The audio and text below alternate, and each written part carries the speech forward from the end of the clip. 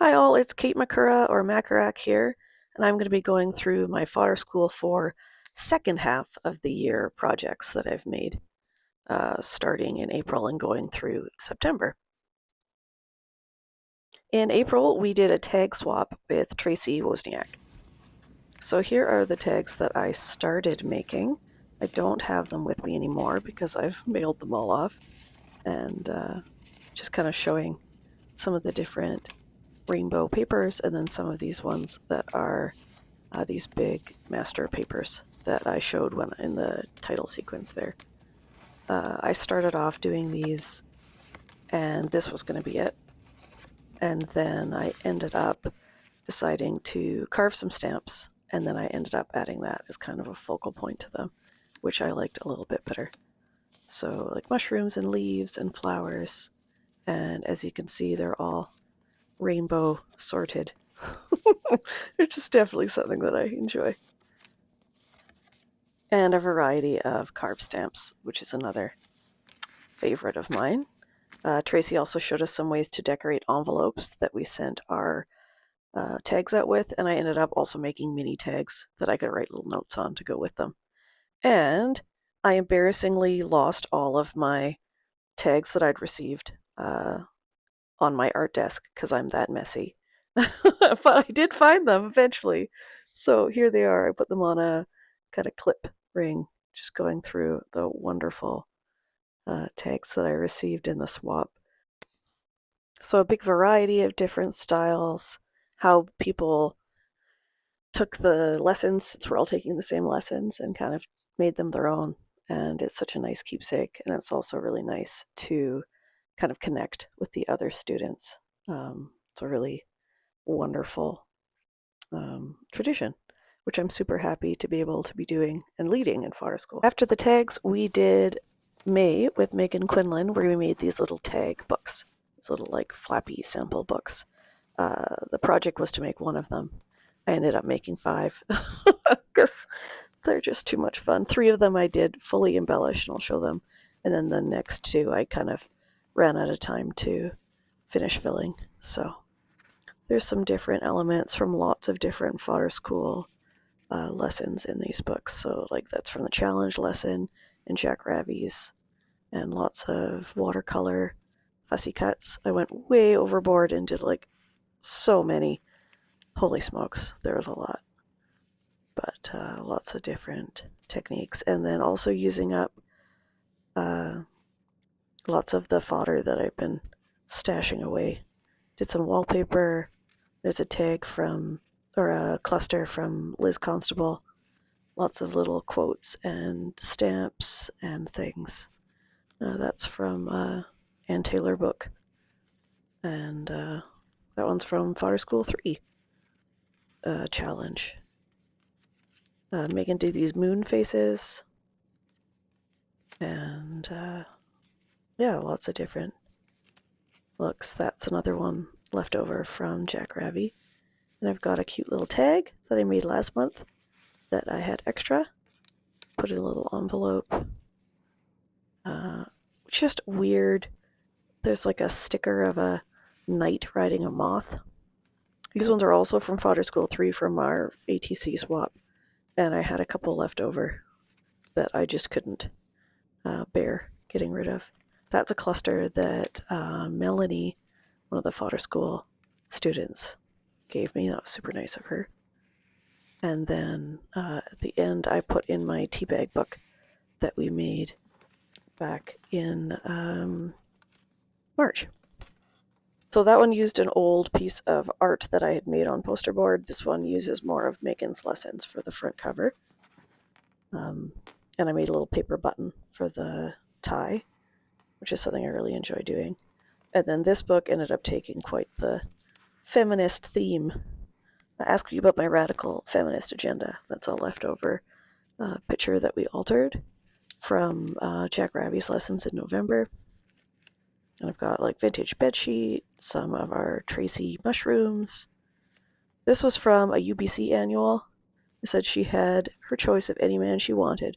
She chose not to be defined by her relationship status. She chose herself first.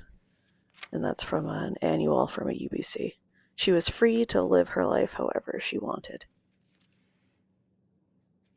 Some of the stamps that I carved and painted.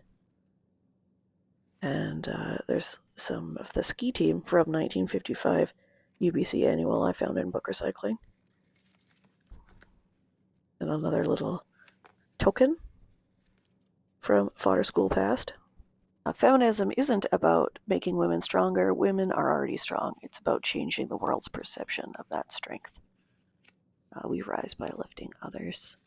It's another Jack Ravi kind of leftover. Turn your wounds into wisdom. Some cute little owls. I am the architect of my destiny. That was actually a leftover piece from an envelope that I received. And there's more of my leftover tags, which have lots of sweary words on them, which I enjoy. And party hat animals. Yeah, just love them. So I had them left over because I like them so much, so tucked them in. Weird Bums built character. My daughter tells lots of her friends that a woman without a man is like a fish without a bicycle. She always enjoyed receiving gender-specific gifts. Remember how far you've come. And make magical shit happen. I love that book. Really enjoyed it. Similar kind of feminist theme to my Jack Ravi book I did in November. And then this one was kind of a pink theme with a masterboard and a tag opening. The little ribbon. You don't have to be perfect to be amazing. And that's a stamp. Some Braille paper that I received from Sharon. And birds, eyes forward, heart open. And just neat things like a card I picked up at the thrift store. A little cluster of people. Neat old book pages. Teabag paper and hearts and tags. Little stuck in clusters. There's another part of that envelope from a previous swap. Learn from yesterday, live for today, hope for tomorrow. Lots of little watercolory bits. And the hands was another thing that I kind of took from Megan's ideas. Shorthand book, tag from Suzanne Randers. Lovely little bits. That one's also from Suzanne Randers' Fodder School 3 lessons. Stamp. And cards, another little tag. Hello there. Little details. And mushrooms, make your own path. Make some mistakes. Make magical shit happen. I did use that twice, so I must have really liked that. And then here's the other two books that I made. One of them's using Megan's lessons to do the front cover. This is the one I'm going through now. So this one has a couple of details in it, but it isn't the same, like just totally packed and designed. So it'll be fun to kind of go in, fill in with little bits as they come. Lots of fun little fold-outs and different sized papers. Neat backing. And then this other one is another one that kind of more tag styled, and it's from another piece of art that I had made in a course that I did. And I really liked it, but I wasn't going to use it for anything, so figured I should cut it up. Use it for a book, why not? Use some of those extra bits from other lessons. I really like the mix of the different size pages that fold out in different, like, interest texture parts. Some sewing. And Braille paper again. Yeah, just lots of fun. It's fun to use up all those little bits I've been saving for just this moment. As a supply hoarder, I guess. Next up is June, which we did these encaustic boxes with Stephanie Lee. This one I was really anxious about because of the encaustic wax process. That's the first box I made. And then I kind of stepped it up as I went. This is a bamboo box. And made all these beautiful papers. And then did it in encaustic. And then this box, I think, is just right for those tags. So wonderful. New little home. Isn't that nice? and I did make 3 of these boxes. So this one's kind of like a patchwork quilt with the wax. That's really just amazing. Really neat technique. And definitely not as scary as I thought it was going to be. And then here's my last box that I made with the fern cutouts and some different papers from eco dyeing and the lessons, and just love that texture and kind of feeling that you get from it. And inside are a bunch of the little treats that I received from the tag swap, like little bits of extra fodder. So look forward to using those.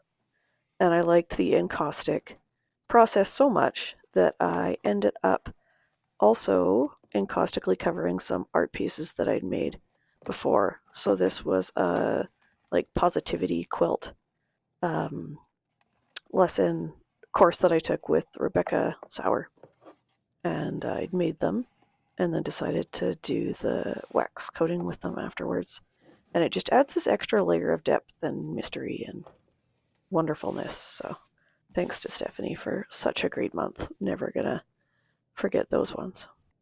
July was with Rebecca Chapman. We made these concertina flip books. I was originally just going to make one, but after having our Love Fest Zoom call, Rebecca suggested working in multiples to kind of get through those hard limitations you might be feeling, and that really helped me a lot.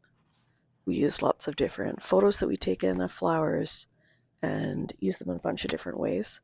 I also did a bonus lesson this month on making our own stencils and masks with a Cricut and Procreate on an iPad. So that was a lot of fun. And lots of different techniques. We also made up our own kind of custom paint colors, like pre-mixed ones. And that was a huge thing for me. I often kind of use the same kind of colors, but it's really nice to have them already set up for you. So I definitely am continuing to use those colors ever since. And that page said, growth often occurs in the uncomfortable spaces. And that's definitely true. So the flower that blooms in adversity is the most rare and beautiful of all. So lots of the masks are in this one, and stencils, which is what ended up being the first cover. This one's got the fern masks, and I used a more limited palette on this one. So pictures of some common tansy. I did another art project with those flowers in the past. And lots of playing with transparency, and we made big master sheets to work from. And it's really neat to kind of draw the lines and try and lean into that. That's another one of the masks that just were amazing. It was so much fun. So I really enjoyed this. I thought I was going to. I really love Rebecca's art, and I've been following it for a long time, so it was fun to learn from her. And then my last book, which took a very pink theme. There's lots of those Marimekko kind of style flowers, different marks, and I did some printing, gel printing on neon fluorescent pink tissue paper as well. So there's some of those in there, which is kind of neat.